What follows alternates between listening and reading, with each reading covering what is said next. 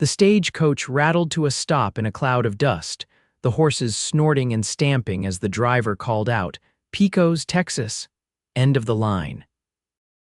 Emma Valenti gripped her worn leather satchel tightly, her heart pounding against her ribs as she peered through the dirty window at the dusty main street of what would be her new home. It was 1875, and the West was still wild and untamed, much like the future that awaited her. The door swung open, and Emma took a deep breath before attempting to step down. Her left leg, encased in a metal brace beneath her skirts, refused to cooperate as it always did when she was nervous. She stumbled, nearly falling face first into the Texas dirt when a pair of strong hands steadied her. "Whoa there," came a deep voice. "You all right, madam?"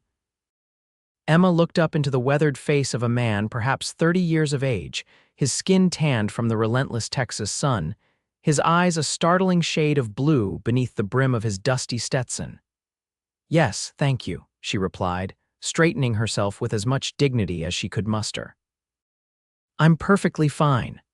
The man stepped back, giving her space, but his eyes fell to her awkward stance the way she favored her right leg. She braced herself for the usual look of pity, maybe even disgust, but it never came. "You must be Miss Valenti," he said instead, removing his hat. "I'm Matthew Norwood." Emma's breath caught. The man who had advertised for a wife her future husband was standing right in front of her. She had expected to have time to prepare herself, to smooth her travel-wrinkled dress and fix her hair before meeting him. "Mr. Norwood," she acknowledged, unable to keep the nervousness from her voice. "Yes, I'm Emma Valenti." Matthew nodded, his expression unreadable as he studied her. Emma felt her cheeks flush with shame as his gaze inevitably returned to her leg. This was the moment she had dreaded since sending her reply to his advertisement. The moment when he would realize he had been deceived, that his mail-order bride was damaged goods. "You didn't mention your leg in your letters," Matthew said quietly. Emma lifted her chin. "No, I didn't." "I understand if you wish to void our arrangement. I can arrange passage back east on tomorrow's stage." Matthew frowned, his brow furrowing as he contemplated her words. Then, to Emma's surprise, a small smile tugged at the corner of his mouth. "Well now, that would be a mighty waste of a long journey, wouldn't it?" He stepped forward, offering his arm. "Seems to me you've got a limp, Miss Valenti." Emma nodded stiffly, waiting for the rejection she was certain would follow. Matthew's smile grew warmer, his eyes crinkling at the corners. "Then we'll walk slower together." Emma blinked, sure she had misheard him. Pardon me, we'll walk slower together," Matthew repeated, his voice gentle but firm. "Now, may I help with your trunk?" The simple kindness in those words nearly undid Emma completely. She had prepared herself for rejection, for disappointment, for the long journey back to Philadelphia and the pitying looks of her family. She had never prepared herself for acceptance. "My trunk," she stammered. "Yes, thank you." As Matthew turned to retrieve her belongings, Emma took the moment to steady herself, both physically and emotionally. The town of Pecos spread before her, a single dusty street lined with wooden buildings, nothing like the cobblestone streets and brick homes she had known all her life. In the distance, beyond the town, the land stretched open and vast beneath the endless Texas sky. Matthew returned with her trunk, loading it onto a simple wagon parked nearby. "Not much to look at, is it?" he asked, noticing her appraising gaze. "It's—" Emma searched for a diplomatic word. "Different?" Matthew chuckled, a warm sound that somehow made Emma feel less alone. "That's one way of putting it. Pecos ain't Philadelphia, that's for certain, but it's home." He offered his hand to help her onto the wagon seat, "And it could be yours too if you decide to stay." Emma accepted his help, settling onto the hard wooden seat. "If I decide to stay," she repeated softly. "You're offering me a choice." Matthew climbed up beside her and took the reins. "Miss Valenti, I advertised for a wife, not a prisoner. We made an agreement based on letters, but now we're flesh and blood people meeting for the first time. I figure we both deserve the chance to be sure." He clicked to the horses, and the wagon lurched forward. "I've got a spare room fixed up for you at the ranch. We'll take some time to get to know each other proper-like, and then you can decide if you want to honor our arrangement." Emma stared at him, this surprising man who was nothing like she had imagined. His letters had been straightforward, almost businesslike, a man seeking a practical partnership. But the Matthew Norwood sitting beside her had kind eyes and spoke of choices when he could have easily demanded what was, by the standards of mail-order arrangements, his right. "That's very generous," she said finally. "Thank you." "Don't thank me yet," Matthew replied with a hint of humor in his voice. "You haven't seen the ranch." As they left the small town behind, Emma found herself stealing glances at the man beside her. Matthew Norwood was tall and broad-shouldered, with strong hands that held the reins with easy confidence. His face was handsome in a rugged way, with laugh lines around his eyes suggesting he smiled often, though his expression now was focused on the road ahead. "May I ask why?" Emma said suddenly, unable to contain her curiosity. "Why what? Why you're being so understanding about my condition?" Matthew was silent for a long moment, his eyes fixed on the horizon. "My mother walked with a limp," he said finally. "Broke her hip when I was just a boy, never healed right." He glanced at Emma. She was the strongest person I ever knew. Emma absorbed this information, a small flame of hope kindling in her chest. "And yet you seem surprised by my arrival."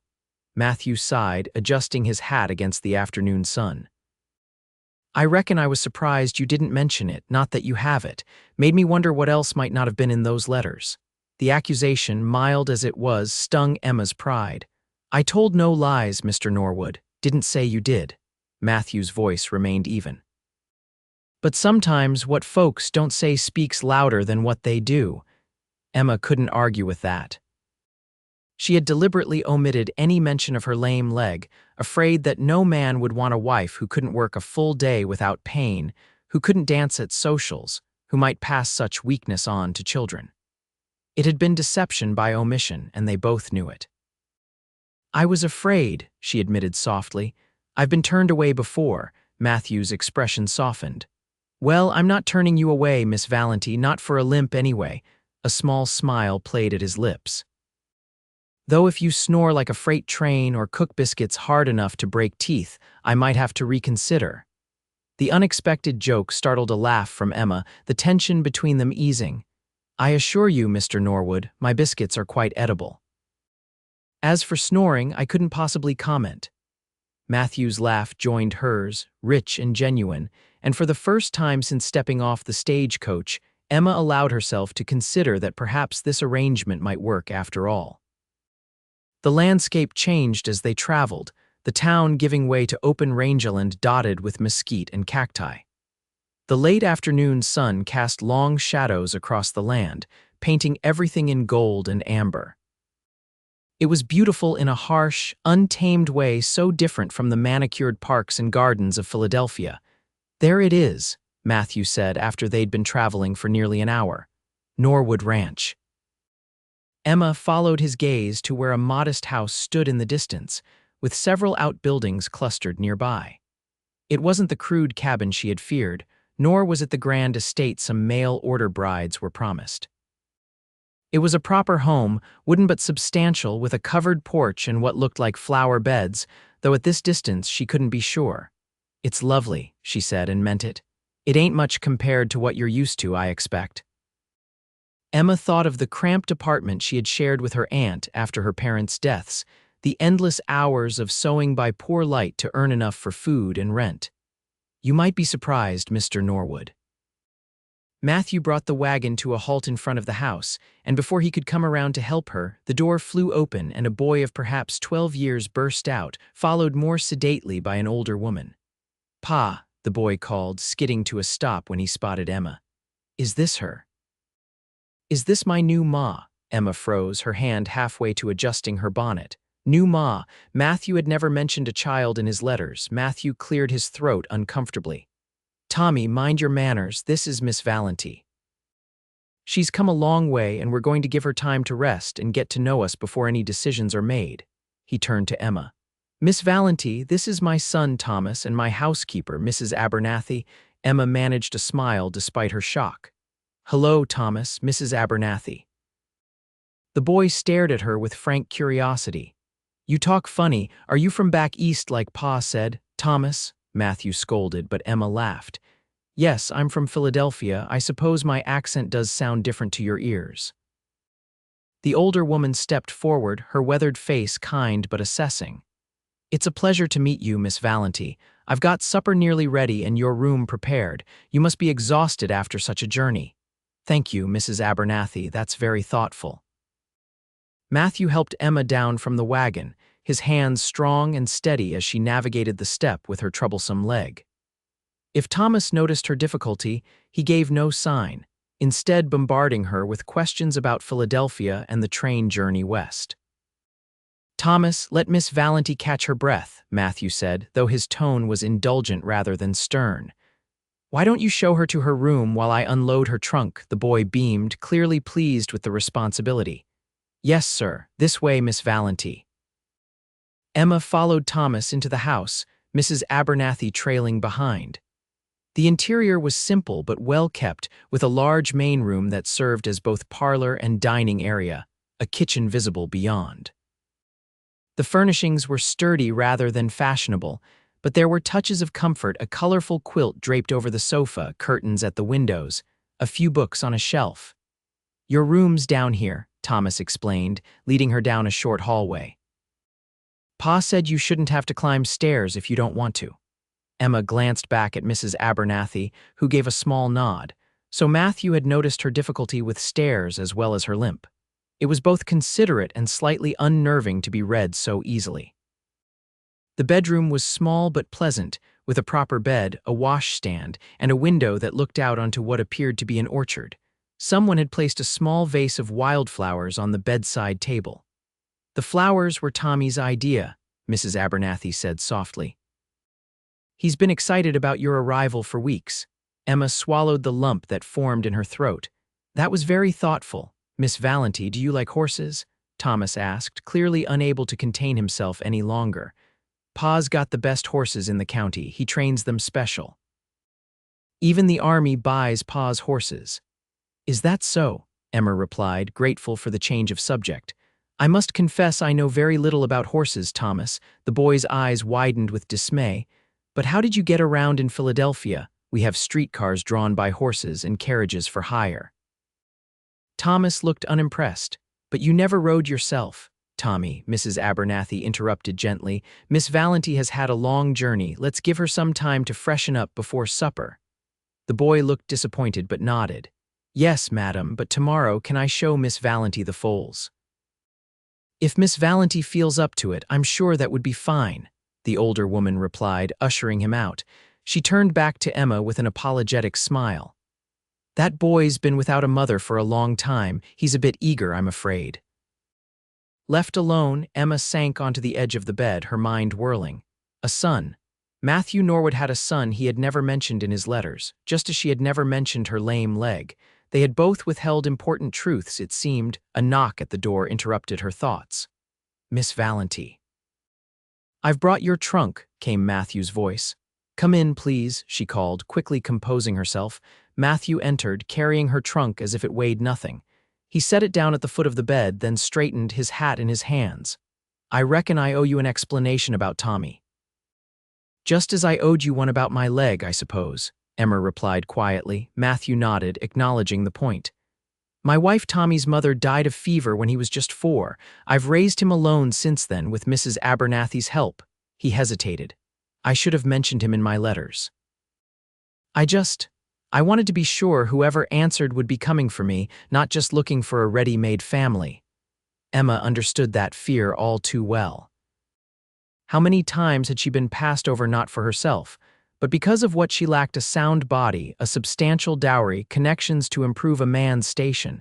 "He seems like a wonderful boy," she said honestly. Relief flooded Matthew's face. "He is.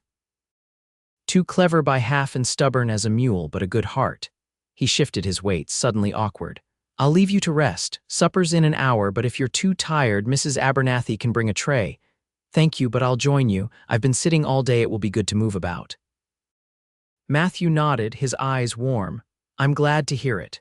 He turned to go, then paused at the door. "Miss Valenti, I meant what I said in town. This isn't a prison sentence. You take all the time you need to decide if this is what you want." After he left, Emma unpacked her few belongings, changing from her travel-stained dress into a simpler one of blue cotton. As she splashed water on her face from the basin, she caught her reflection in the small mirror above the washstand.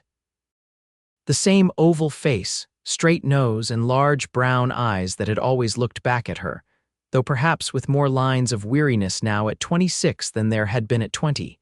She had never considered herself a beauty, but neither was she plain. In Philadelphia, she might have made a decent match despite her lameness, had her father lived to provide a dowry. But fate had decided otherwise, leaving her and her mother destitute after his business failed. Her mother had not survived the harsh winter that followed, and Emma had been left with only her mother's sister for family and aunt, who had made it clear that her charity had limits. When the opportunity to become a mail-order bride had presented itself, Emma had seen it as her only chance for independence. She had written to 3 different men advertising for wives. Matthew Norwood had been the only one to reply. Emma took a deep breath, smoothing her hair and straightening her shoulders. Whatever happened next, she was determined to face it with dignity. She might have arrived in Pecos with a limp, but she had not come to Texas to be pitied. Supper was a simple but hearty affair, a roast with potatoes and carrots, fresh bread, and apple pie for dessert. Thomas dominated the conversation, eager to share every detail of ranch life with Emma, from the new foals to the coyote he had spotted near the creek last week.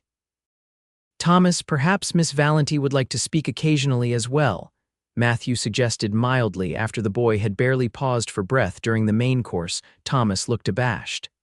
Sorry, Pa, sorry, Miss Valenti. It's quite all right, Emma assured him.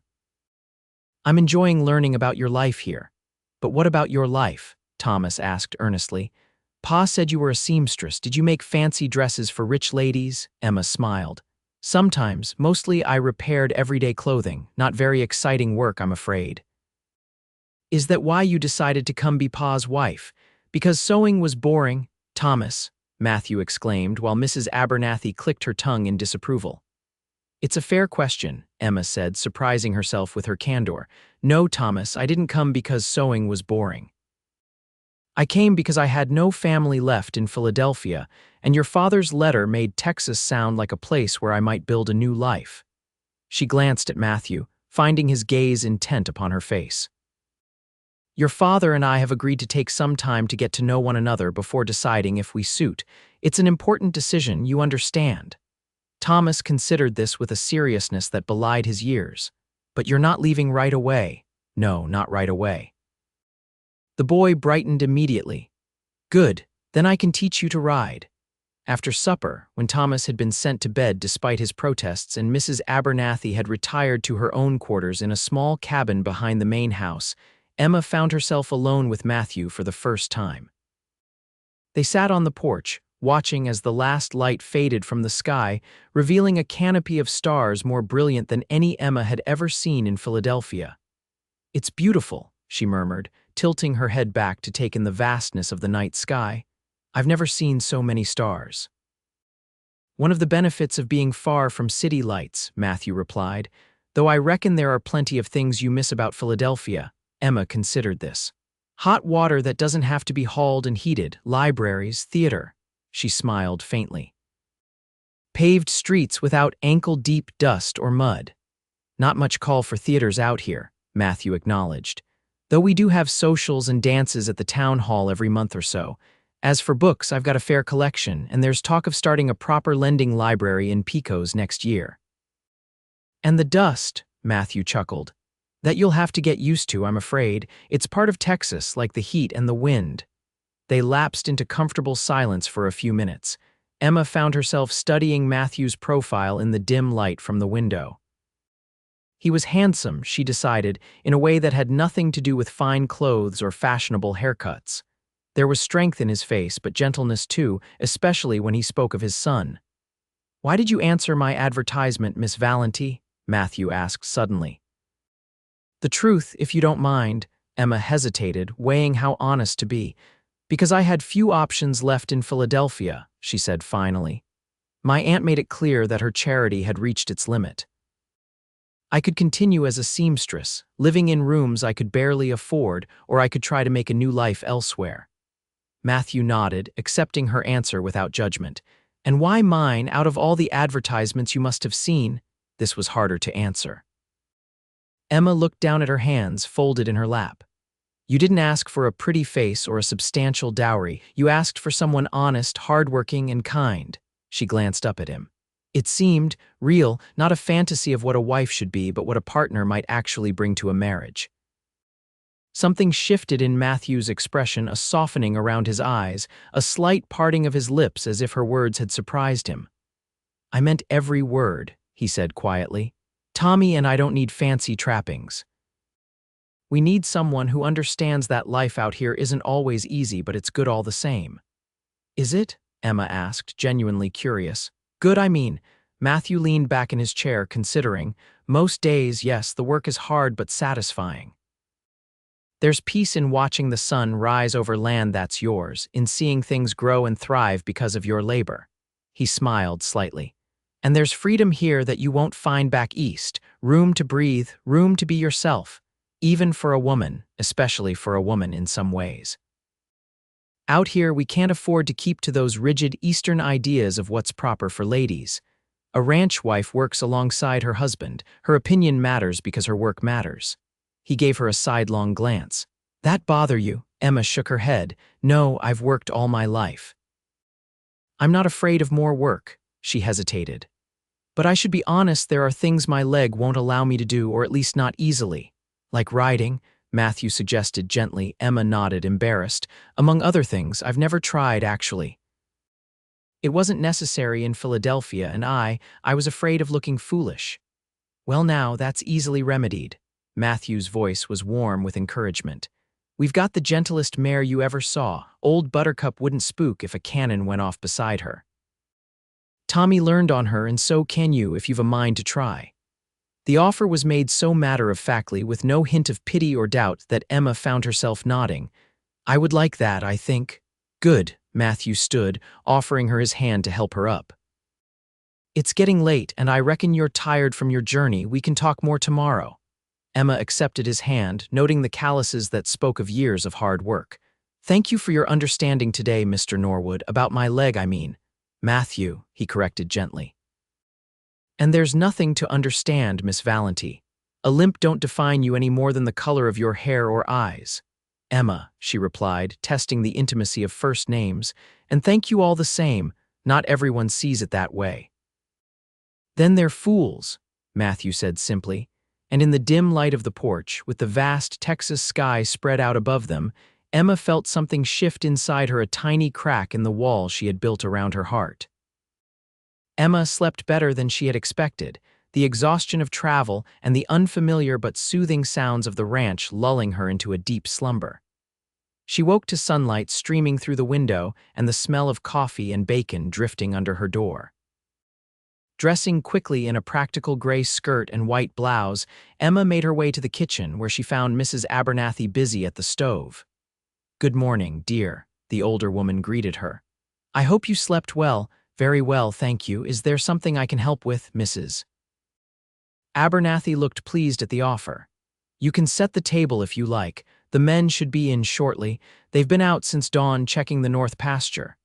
Emma found plates and cutlery where Mrs. Abernathy directed and set the table for 4. As she worked, she asked, How long have you been with the Norwoods, Mrs. Abernathy? Going on 8 years now. I came after Sarah, that was Matthew's wife, passed on. Tommy was just a little thing then, needed a woman's care. The older woman expertly flipped a pancake. Matthew's a good man.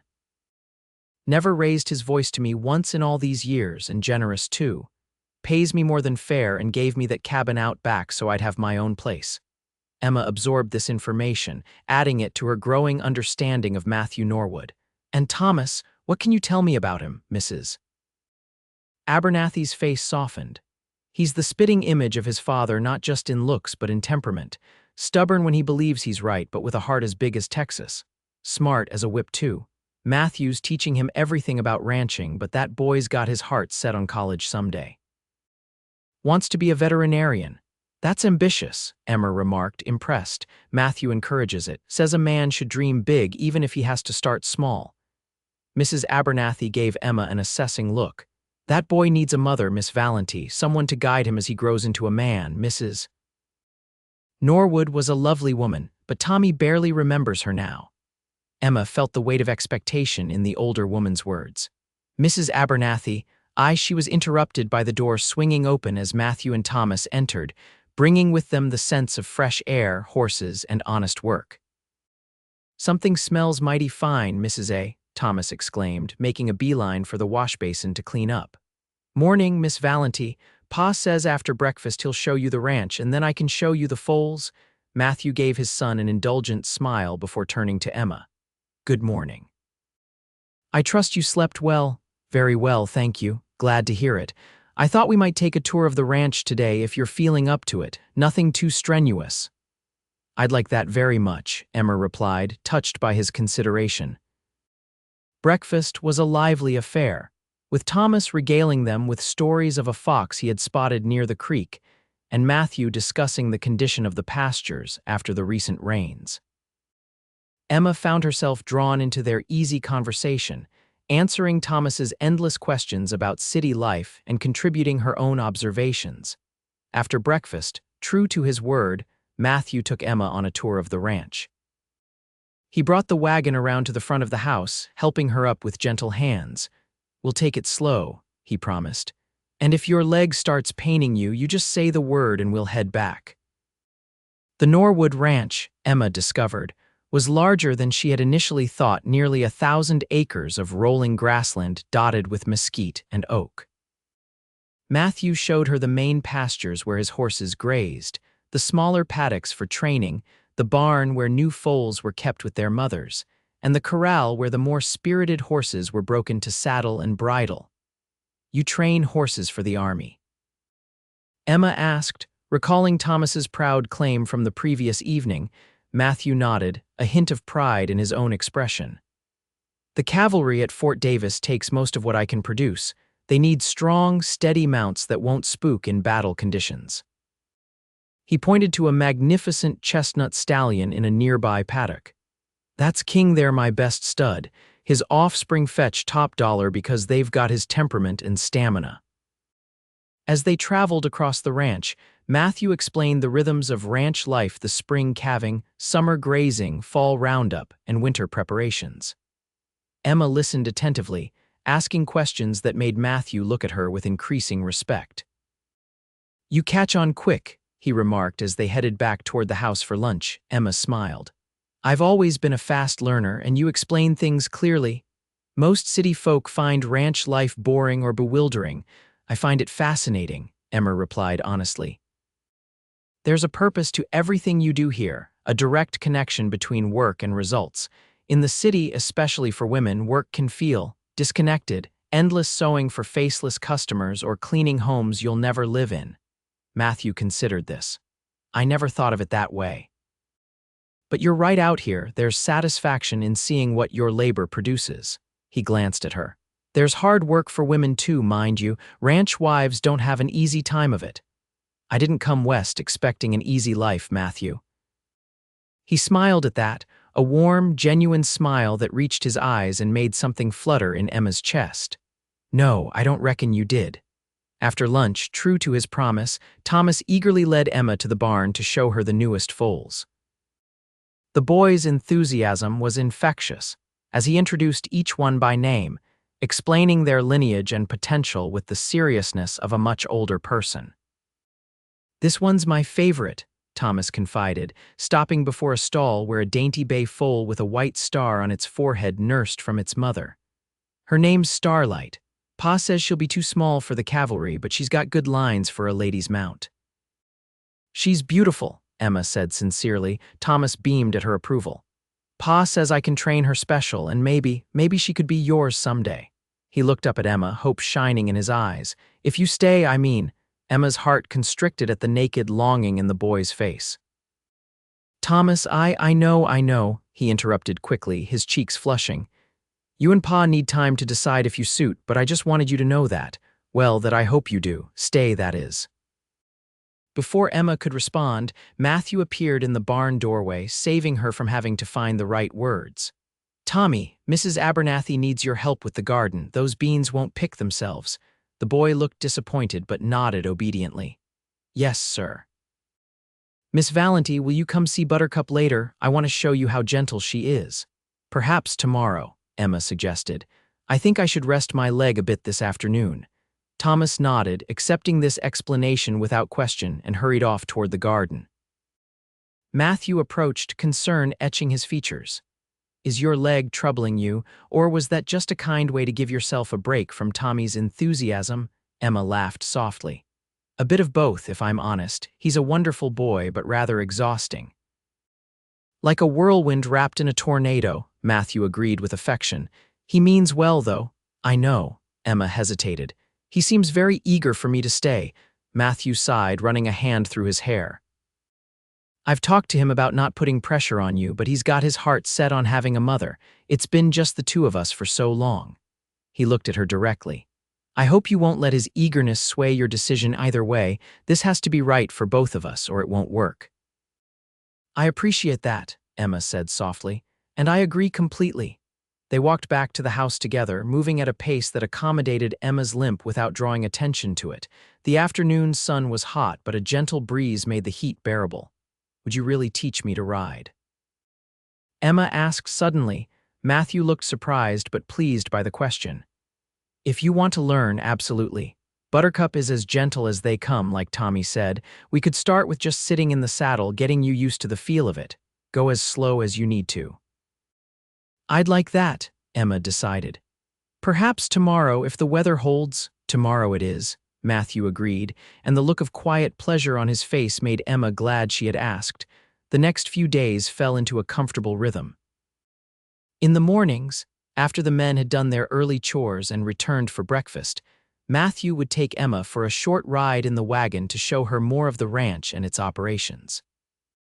She learned about the water sources, the different types of grazing land, the small vegetable garden that provided much of their fresh food, and the fruit trees that Mrs. Abernathy carefully tended for preserves.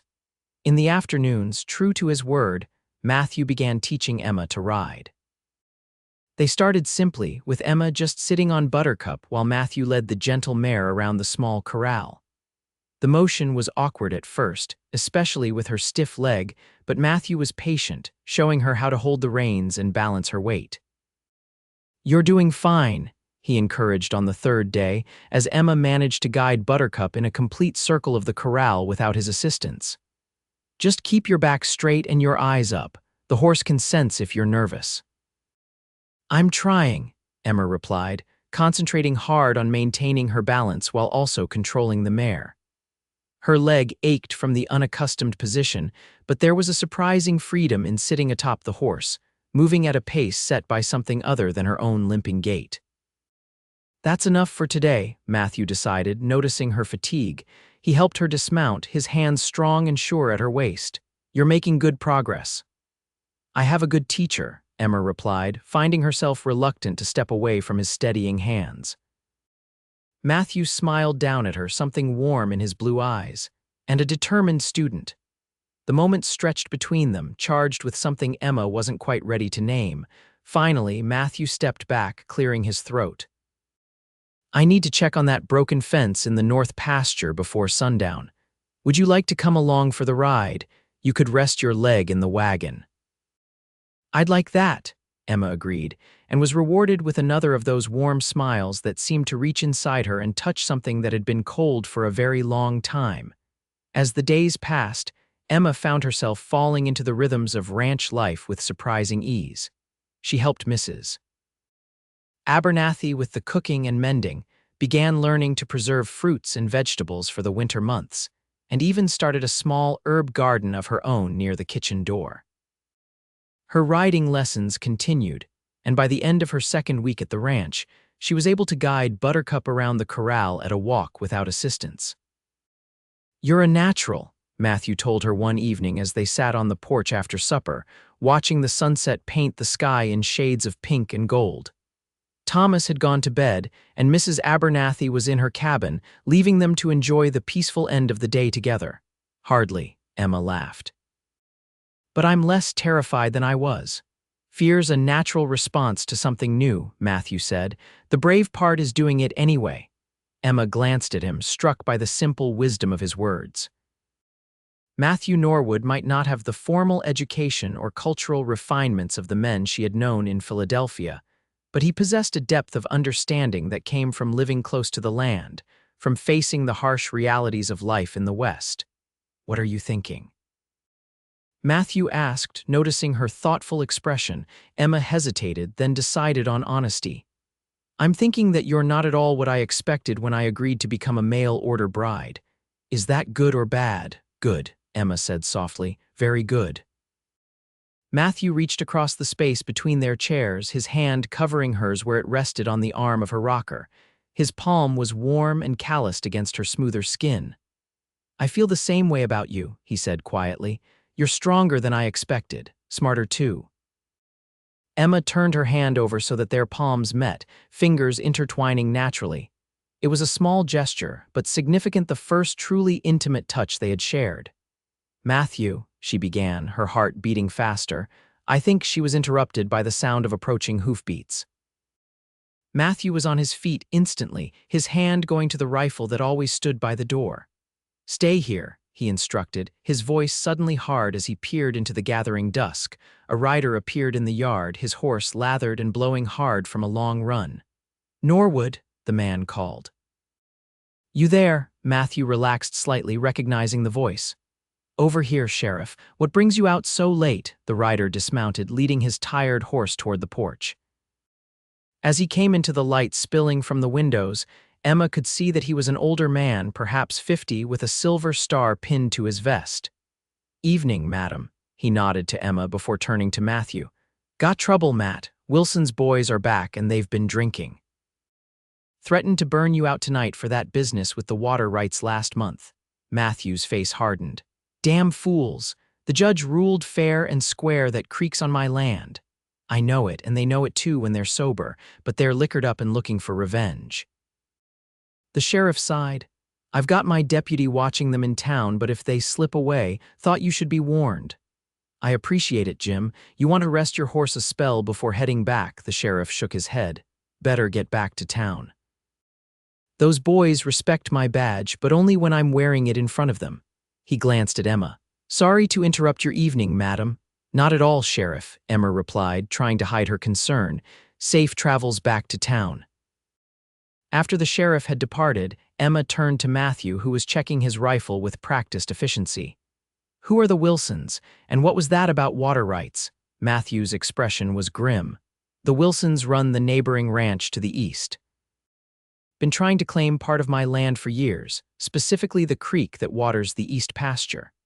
Last month, the judge finally ruled in my favor, confirming the boundary lines as they were originally drawn.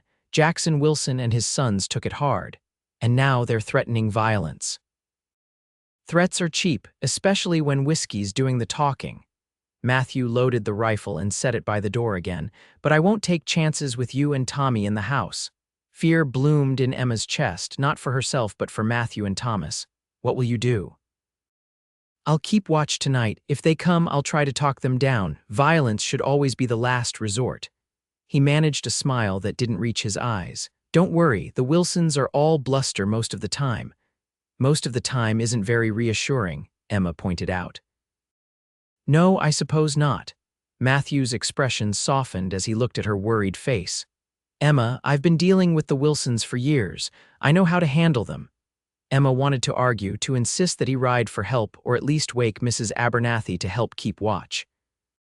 But she recognized the determination in Matthew's stance, the quiet confidence of a man used to protecting what was his. "At least let me help keep watch," she offered. "I won't be able to sleep anyway, knowing there might be trouble." Matthew started to refuse, then seemed to reconsider. "All right. But at the first sign of trouble, I want you to go to Tommy's room and stay there with him." Emma nodded, relieved that he wasn't shutting her out completely. They returned to their seats on the porch, the peaceful evening now charged with tension as they strained to hear any sound of approaching riders. "Tell me about the water rights dispute," Emma said after a while, partly to distract herself from worry, partly to understand the situation better. "Why is this creek so important?" Matthew leaned forward, elbows on his knees. "Water is everything in Texas, Emma. A ranch without a reliable water source is worthless, especially in drought years. The creek that runs through my east pasture is the only year-round water source for miles. The Wilsons' land has seasonal springs that dry up by midsummer most years. So they need your creek for their cattle. They've been using it illegally for years, claiming the boundary line was drawn wrong, but I've got the original survey maps and deed that clearly show the creeks on my land. Matthew sighed. I tried to work out a compromise, offered to let them water their stock at the creek for a fair price, but Jackson Wilson's too proud to pay for what he thinks should be his by right. Emma considered this. And his sons, what are they like? Cut from the same cloth as their father, stubborn, quick to anger, slow to forget a grudge. Matthew's expression darkened. The oldest boy, Hank, is the worst of the lot, mean streak a mile wide. He's the one I'm most concerned about tonight. They fell silent again, listening to the night sounds, crickets chirping, the occasional hoot of an owl, the soft nickering of horses in the barn. An hour passed, then another, with no sign of trouble. Maybe the sheriff managed to keep them in town, Emma suggested hopefully. Matthew nodded, though he didn't look convinced. Maybe, or they sobered up enough to think better of it. Just as he finished speaking, the crack of a rifle shot shattered the night's stillness. Matthew was on his feet instantly, pushing Emma toward the door. Get inside, he ordered. Wake Tommy and take him to the root cellar. Mrs. Abernathy knows where it is.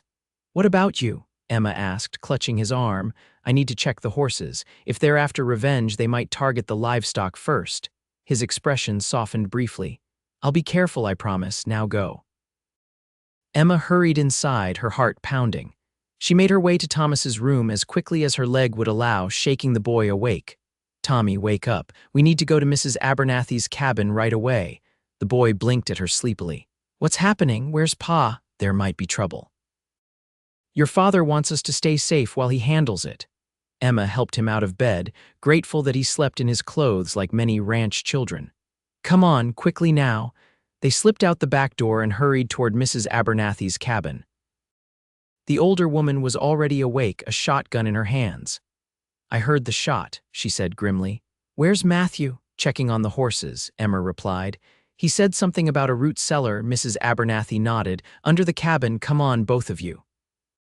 She led them inside and pulled back a rug, revealing a trapdoor in the floor.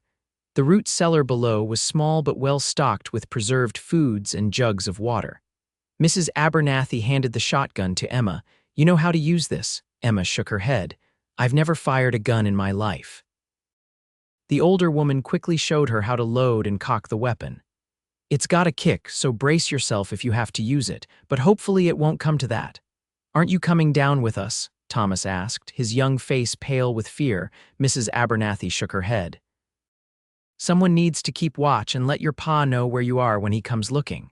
She squeezed the boy's shoulder. Don't worry, your father's dealt with worse than the Wilson boys after they had descended into the cellar, Mrs. Abernathy closed the trapdoor, leaving them in darkness until Emma managed to light the lantern that hung from a hook in the low ceiling. Thomas huddled close to her side, trembling slightly. It'll be all right, Emma assured him, putting her arm around his thin shoulders. Your father knows what he's doing. The Wilsons are mean, Thomas whispered. Hank Wilson killed our dog last year, just shot him for barking when they rode onto our land. Emma tightened her arm around him, anger flaring at the thought of anyone cruel enough to shoot a child's dog. Your father won't let them hurt anyone else. They sat in tense silence, straining to hear any sounds from above. Emma found herself praying something she hadn't done with any regularity since her mother's death. Please, God, keep Matthew safe. Keep us all safe. After what seemed like hours but was probably only 20 minutes, they heard footsteps above, then Mrs. Abernathy's voice calling down to them. It's all right. You can come up now. Emma helped Thomas up the ladder, then followed awkwardly, her stiff leg making the climb difficult. At the top, she found not only Mrs. Abernathy but Matthew as well, his face grim but unharmed. Pa, Thomas cried, flinging himself at his father. Are you okay? Did the Wilsons come? Did anyone get shot? Matthew hugged his son tightly.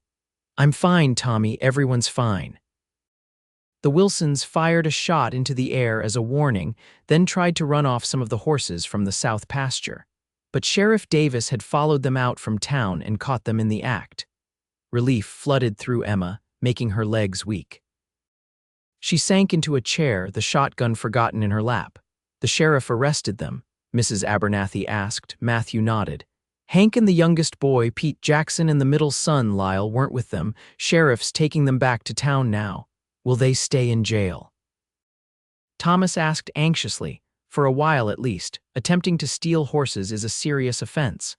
Matthew ruffled his son's hair. "Don't worry, they won't be bothering us again anytime soon." He looked over at Emma, his expression softening with concern. "Are you all right? You're pale as a ghost." "I'm fine," Emma assured him, though her hands were still trembling, "just unused to such excitement." Matthew crossed to her side, gently taking the shotgun from her lap and setting it aside. "You did well tonight, kept your head, got Tommy to safety." He squeezed her hand. "Thank you." The simple gratitude in his voice warmed Emma more than she could express. She had been useful, had contributed to keeping his son safe. It wasn't a small thing. "I think we could all use some tea," Mrs. Abernathy announced, heading for her small stove.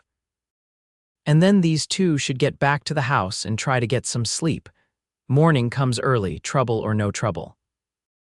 Later, as Matthew walked Emma and Thomas back to the main house, the boy finally succumbing to exhaustion despite his earlier excitement, Emma found herself wondering at how quickly the threat of danger had made the ranch feel like home, a place worth protecting, people worth fighting for.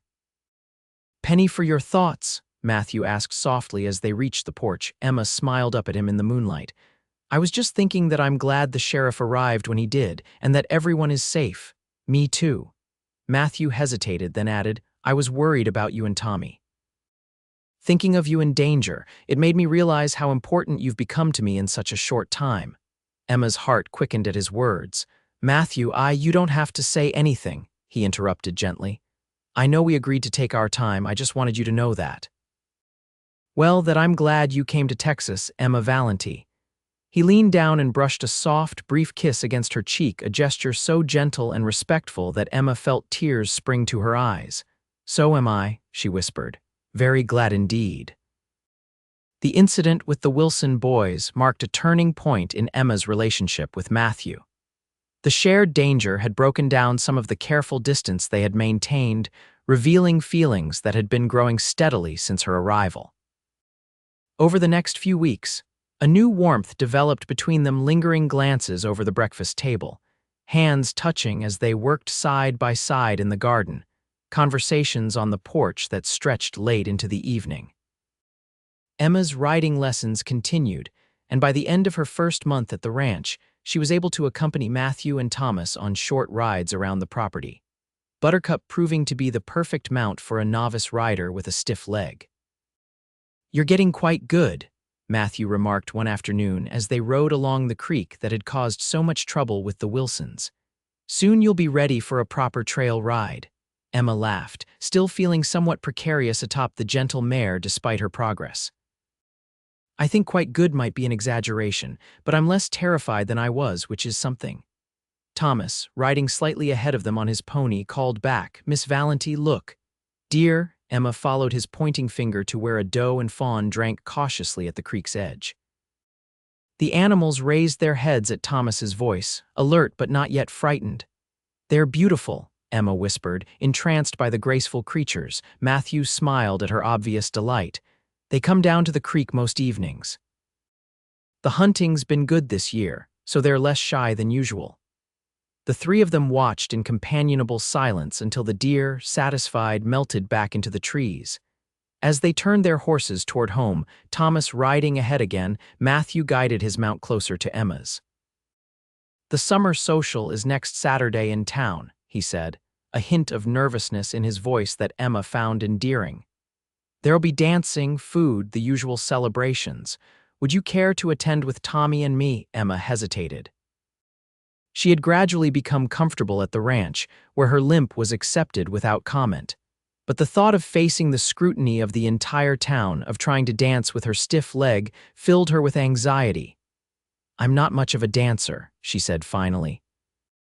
Matthew's expression softened with understanding. Nobody expects you to dance if you don't want to, but it would mean a lot to Tommy and to me if you'd come. The whole town's curious about you, of course, but they're good people for the most part. For the most part. Emmer raised an eyebrow, attempting to lighten the moment. Matthew chuckled. Well, every town has its gossips and troublemakers. Pecos is no exception, but you'll find more friends than foes there, I promise. Emma considered his words. She couldn't hide at the ranch forever, especially if she decided to make her life here. Sooner or later, she would have to face the community that would be her neighbors. All right, she agreed. I'd be honored to attend the social with you and Thomas. The smile that lit Matthew's face was worth any anxiety she might feel. Thank you. It means a lot to me to have you by my side. The simple sincerity of his words touched Emma deeply. In Philadelphia, she had always been conscious of being seen as less than ideal, a burden to her aunt, an object of pity to former friends, a disappointment to potential suitors. But here, with Matthew, she felt valued for who she was, lameness and all. As the day of the social approached, Emma found herself growing increasingly nervous. She sorted through her limited wardrobe, trying to decide which dress would be most appropriate for her first public appearance as Matthew Norwood's.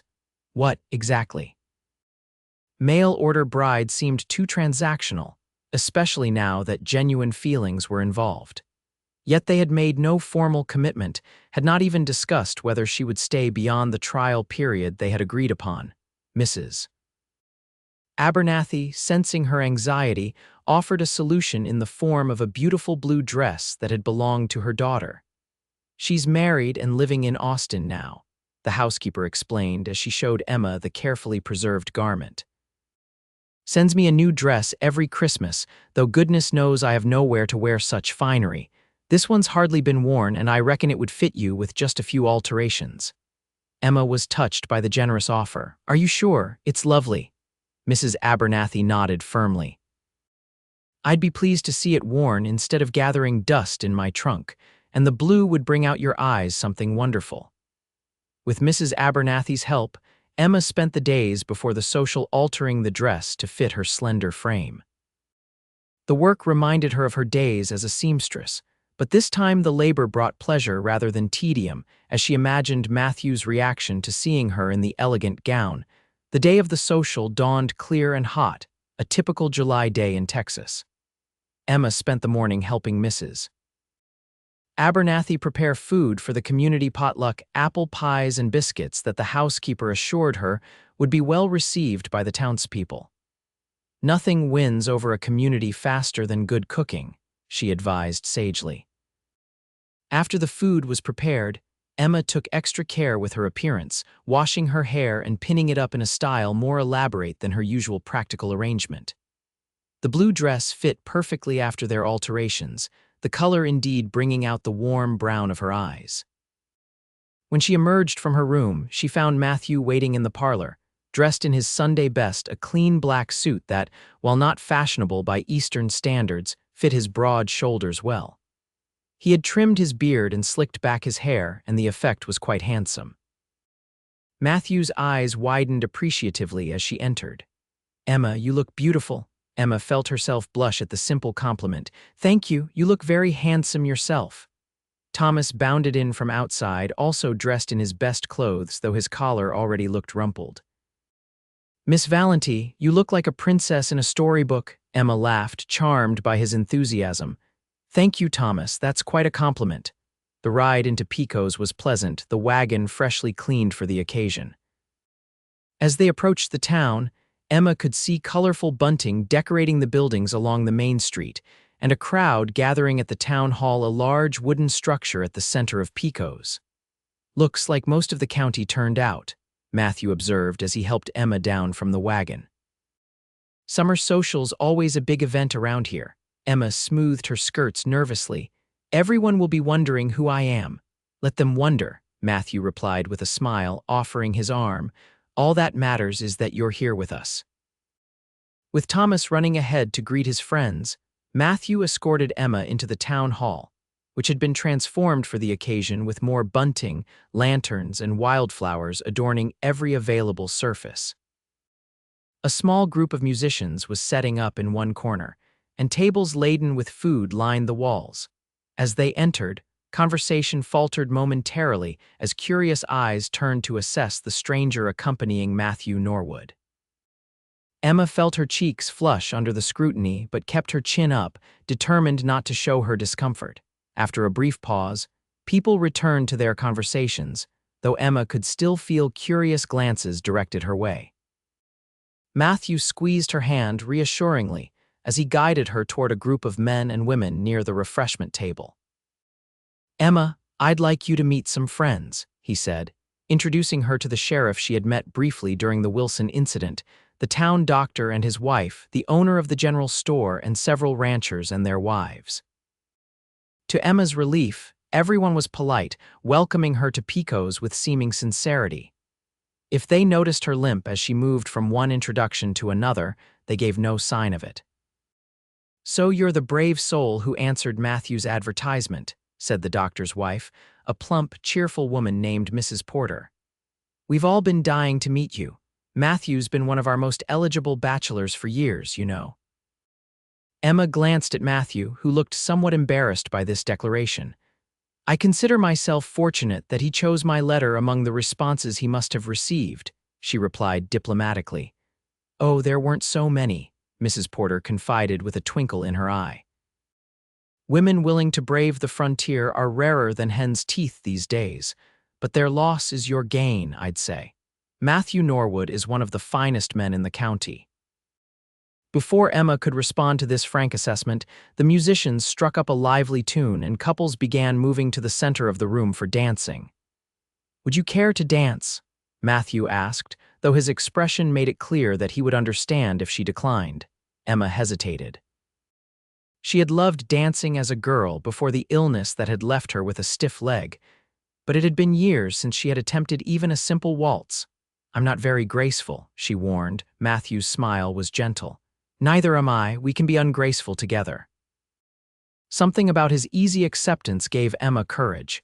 "In that case, I'd be delighted." Matthew led her to the edge of the dance floor where they wouldn't be in the way of more accomplished dancers. Carefully, he placed one hand at her waist and took her hand with the other, leaving enough space between them for propriety. "Just follow my lead," he murmured. "We'll take it slow." And true to his word on that first day in Pecos, they did walk slower together, or in this case, dance slower. Matthew adjusted his steps to accommodate her stiff leg, creating a modified version of the waltz that allowed Emma to move comfortably within her limitations. At first, Emma was acutely conscious of the stares they must be attracting. But as the music continued and Matthew guided her with gentle confidence, she found herself relaxing, even enjoying the simple pleasure of moving in time to the music with a man whose touch made her feel both protected and respected. "See. Not so terrible," Matthew said with a smile as the music ended. Emma laughed softly. "No, not terrible at all. Thank you for being patient with me."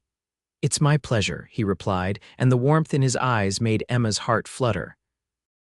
As the evening progressed, Emma found herself gradually accepted by the community.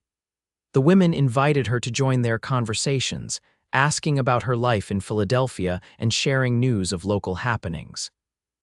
The men were respectful, treating her as Matthews intended even though no formal announcement had been made. Thomas flitted between the children's games and the adult gatherings, clearly proud to have Emma there, introducing her to his friends as Miss Valenti, "who's going to be my new mother," with a confidence that both touched and alarmed Emma. "I'm sorry about Tommy," Matthew said when they had a moment alone near the refreshment table. "He's getting ahead of himself a bit." Emma sipped her lemonade, considering her response carefully. "He wants a mother very badly." "Yes, he does." Matthew's gaze was steady on her face. "But what I hope for, is a wife who chooses to be with me because she wants to, not because she feels obligated or because my son needs a mother." The simple honesty of his statement moved Emma deeply. She was interrupted by the arrival of Thomas, flushed and excited from some game. "Pa, Miss Valenti, they're going to have the cake contest judging now. Can we go watch?" Matthew smiled at his son's enthusiasm. "Of course, lead the way, Tommy." As they followed Thomas through the crowd, Matthew's hand found Emma's. his fingers intertwining with hers in a gesture that felt both protective and possessive. Emma found that she didn't mind at all. The rest of the evening passed in a pleasant blur of conversations, more careful dancing, and the sharing of the community feast. By the time they loaded back into the wagon for the return to the ranch, Emma was exhausted but happier than she had been in a very long time. "Did you enjoy yourself?" Matthew asked as they drove home under a canopy of stars, Thomas already half asleep between them. "Very much," Emma replied honestly. "Your friends were kind.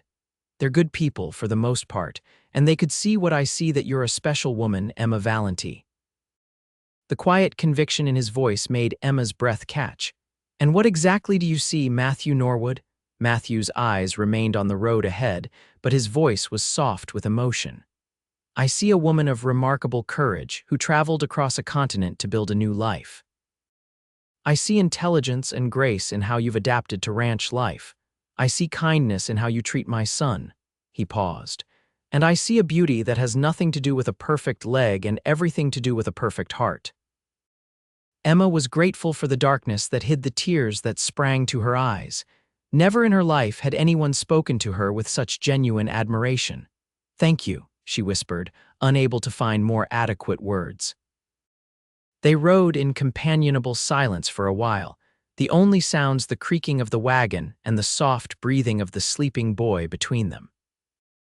Emma's mind was filled with the events of the evening, with the growing certainty that she was falling in love with this quiet, steady man and the life he offered. "The trial period we agreed upon," she said suddenly. "It ends next week." Matthew nodded, his profile outlined against the starlit sky. "Yes, it does. I think I would like to stay," Emma said softly, "if you still want me to." Matthew drew the wagon to a halt, turning to look at her fully. "Are you certain this isn't the life you knew in Philadelphia? It's hard work, isolation, sometimes danger. I wouldn't want you to decide only to regret it later." "I've never been more certain of anything," Emma replied, her voice steady despite the thundering of her heart. "I want to stay, Matthew. I want to be your wife, Tommy's mother, to build a life here with you both." In the dim starlight, she could see Matthew's face transform with joy. "Emma," he breathed, and then, mindful of his sleeping son between them, he leaned across and kissed her a gentle, tender kiss that held both passion and promise. When they parted, Matthew rested his forehead against hers for a moment. "I've been hoping you'd stay since the day you arrived," he confessed. "Even with your limp, maybe especially because of it, because it showed me right away what kind of woman you are, one who doesn't let difficulty stop her." Emma smiled, feeling a weight lift from her heart. "Then we're agreed." "The arrangement stands," Matthew shook his head slightly. "No, not the arrangement, something better, a marriage, Emma, a real one based on choice and growing affection, not just necessity and practicality." "Yes," Emma agreed softly, "something much better." They were married 2 weeks later in the small church in Pecos, with Thomas serving proudly as his father's best man and Mrs. Abernathy weeping joyfully in the front pew. The entire community turned out for the celebration, welcoming Emma officially as Mrs. Matthew Norwood with genuine warmth. Emma wore the blue dress from the social, altered again slightly for the occasion, with wildflowers in her hair. Matthew, handsome in his Sunday suit, watched her walk down the aisle with an expression of such love and pride that Emma forgot to be self-conscious about her limping gait. The ceremony was simple but moving, the words of commitment exchanged with quiet sincerity. When the minister pronounced them husband and wife, Matthew's kiss was gentle but held the promise of deeper passion to come. The celebration afterward at the town hall was joyous, with plenty of food, music, and dancing. Emma, now more confident after her experience at the social, danced several times with her new husband, no longer concerned about the curious glances her uneven steps might attract. "Happy, Mrs. Norwood?" Matthew asked as they swayed together to a slow tune, his arm secure around her waist. Emma smiled up at him, her heart full to bursting. "Completely, Mr. Norwood." Later, after they had returned to the ranch and Thomas had been put to bed, exhausted from the excitement of the day, Matthew carried Emma across the threshold of what would now be their shared bedroom. He set her gently on her feet, suddenly looking almost shy. "I know we haven't spoken much about this aspect of marriage," he said quietly. "If you need more time," Emma silenced him with a finger to his lips. "I don't need more time, Matthew, I need you." Relief and desire mingled in his expression as he drew her into his arms. "I'll be gentle," he promised. "And if your leg pains you, Matthew," Emma interrupted with a soft laugh, "stop worrying about my leg and kiss your wife." He did as he was told, his kiss deeper and more passionate than any they had shared before. Emma responded eagerly, her arms winding around his neck as she pressed herself against the solid warmth of his body. Their lovemaking that night was indeed gentle, but also passionate, a physical expression of the love that had grown between them over the past weeks. Matthew was considerate of Emma's limitations, finding ways to bring her pleasure that didn't strain her leg. And Emma discovered that physical intimacy could be a source of joy rather than embarrassment or pain, especially with a partner who truly loved her. Afterward, as they lay together in the darkness, Matthew's arm curved protectively around her waist, Emma felt a contentment she had never known before. This man, this place, this life, all of it felt right in a way nothing ever had. "What are you thinking?" Matthew murmured, his breath warm against her hair. Emma smiled in the darkness. "I'm thinking that when I stepped off that stagecoach with my limp, I never imagined I would find such happiness." Matthew's arm tightened around her. "And I never imagined that the woman I'd been waiting for all my life would arrive in Pecos, Texas, on that particular day." "We'll have challenges," Emma said softly, practical even in her contentment. "My leg won't get better. There will be days when I can't do all that a ranch wife should. And there will be days when I'm short-tempered from worry about the ranch, or when Tommy tests both our patience," Matthew replied. "That's life, Emma. We'll face it together at whatever pace we need to." He pressed a kiss to her temple. "We'll walk slower together, remember." Emma turned in his arms, finding his lips with hers. "I remember, and I always will." The years that followed proved both challenging and rewarding, just as they had predicted. Emma adapted to the rhythms of ranch life, finding ways to contribute despite her physical limitations. She kept the accounts with meticulous precision, managed the household with efficiency, and even learned to make cheese and butter from the milk of the 2 cows Matthew purchased at her suggestion. Thomas thrived under her loving guidance, his initial excitement at having a new mother maturing into genuine respect and affection.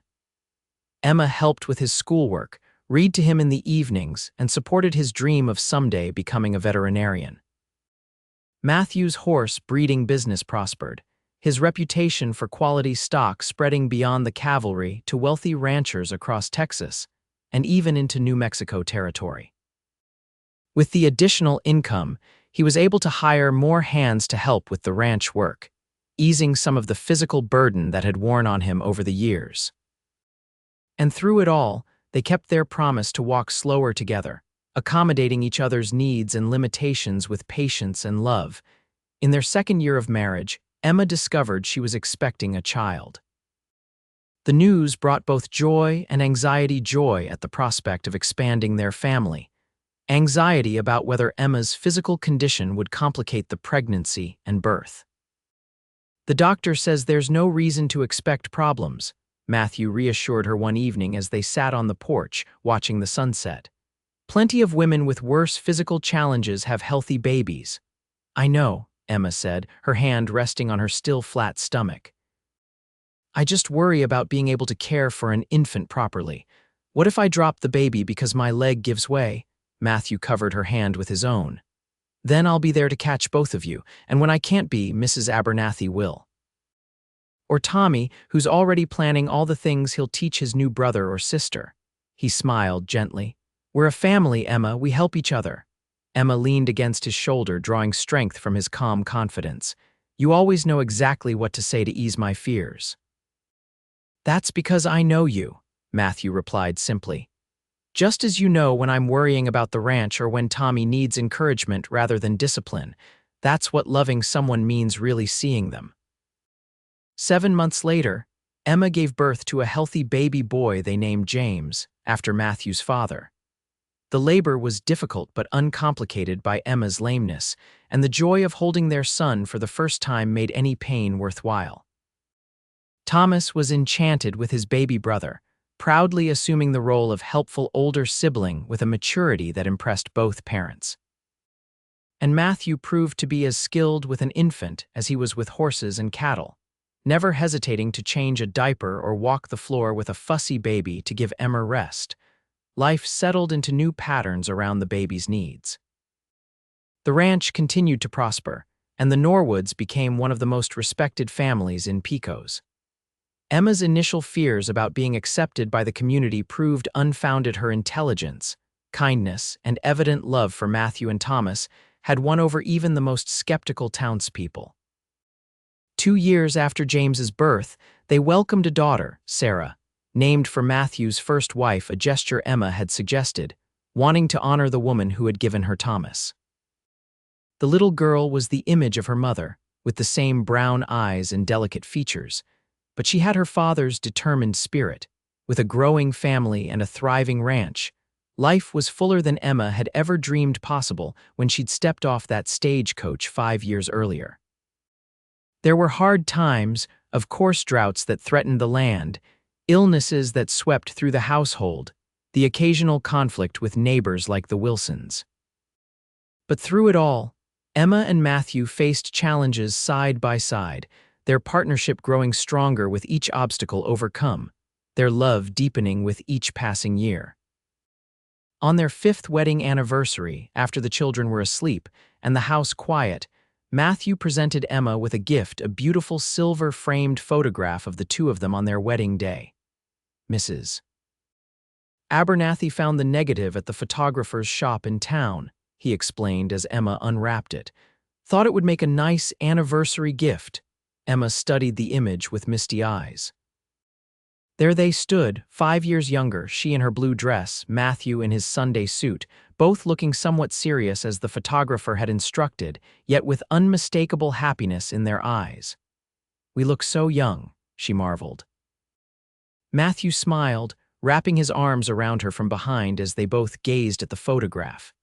"Young and a bit scared, if I remember correctly, at least I was, afraid I wouldn't be a good husband to you." Emma leaned back against his solid chest. "And I was terrified you'd regret marrying a woman with a limp once the novelty wore off."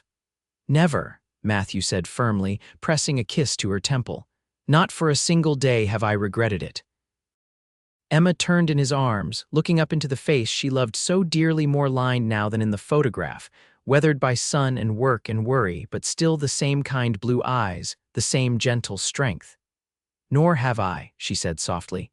"You gave me a home, a family, a purpose. You saw past my limp to the woman beneath." Matthew's smile was tender as he traced the curve of her cheek with one calloused finger. "I saw a woman of remarkable courage that day in Pecos, and every day since you've proven me right." As they stood together in the quiet house, surrounded by the evidence of the life they had built, children's toys scattered despite attempts at tidiness, books on the shelves, the quilt Emma had made during her first winter at the ranch, draped over the sofa, Emma felt a profound gratitude for the twist of fate that had brought her to Texas. "Do you ever wonder how different our lives might have been if I hadn't answered your advertisement?" she asked. "Or if you had rejected me when you saw my limp?" Matthew considered this for a moment. "I might wonder about a lot of things, Emma, but never that. Because the moment I saw you struggling with your trunk, trying so hard to be brave despite your fear, I knew you were exactly who I had been waiting for all my life. Even though I wasn't what you expected, especially because of that," Matthew replied. "The best things in life rarely come in the packages we expect." He kissed her softly. 5 years ago, I promised we'd walk slower together. It's been the best journey of my life." Emma returned his kiss, pouring all the love and gratitude she felt into the gesture. "And we have miles yet to go, my love. Miles and miles." In the years that followed, the Norwood Ranch continued to prosper, becoming one of the largest and most successful operations in West Texas. Thomas, true to his childhood ambition, eventually went east to study veterinary medicine, returning to Pecos to establish a practice that served ranchers for counties around. James followed in his father's footsteps, showing a natural talent for horse breeding and ranch management. And Sarah, to everyone's surprise, developed a flair for business, eventually taking over the ranch's accounts and expanding their market reach through shrewd negotiations with buyers from across the country. Emma's leg continued to trouble her, especially as she aged, but she never allowed it to define her or limit her contributions to her family and community. She started a small school in Pecos, teaching the children of ranchers and townspeople alike until the county could afford to hire a proper teacher. She organized the town's first lending library, stocking it initially with books from her own growing collection and soliciting donations from back east. Matthew remained the steady center of their family, his quiet strength and unfailing kindness a foundation upon which they all relied. His hair turned gray, his face weathered with age and experience, but his blue eyes never lost their warmth when they looked at Emma. On their 30th wedding anniversary, with their children grown and the next generation of Norwoods beginning to arrive, Matthew surprised Emma with a special gift, a beautiful cane of polished wood, its handle carved in the shape of a horse's head. "I had it made special by a craftsman in Austin," he explained as Emma admired the workmanship. "Thought it might help on the days when your leg pains you more than usual." Emma ran her fingers over the smooth wood, touched by his thoughtfulness even after all these years. "It's beautiful, Matthew." "Thank you.